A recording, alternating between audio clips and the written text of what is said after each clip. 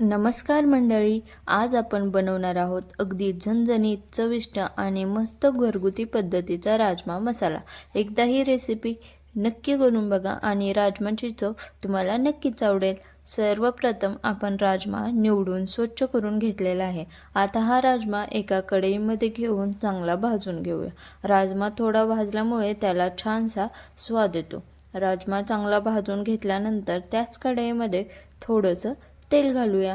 तेल गरम झाल्यावर त्यामध्ये चेचलेला लसूण आपण घालून छान परतून घेऊया।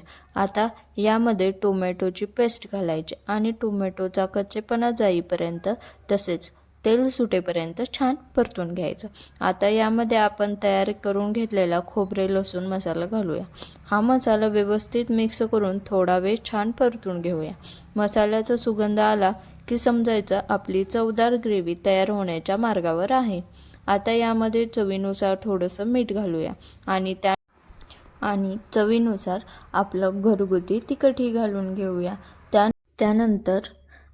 त्यानंतर आपण यामध्ये भाजून घेतलेले राजमा आपण यामध्ये घालून मिक्स करून घेऊया आणि त्यात थोडंसं आपण गरम पाणी ओतून घेऊया। आवश्यकतेनुसार पाणी ओतून झाल्यानंतर त्याला छानपैकी उकळी येऊ देऊया। उकळी आल्यानंतर त्यामध्ये आपल्याला कूट टाकायचं आहे। कूट घालून घेतल्यानंतर त्यावर कोथिंबीर पेरूया आणि तो राजमा मऊ होईपर्यंत चांगला शिजवून घेऊयात। अशा प्रकारे आपला झणझणीत असा राजमा मसाला तयार आहे।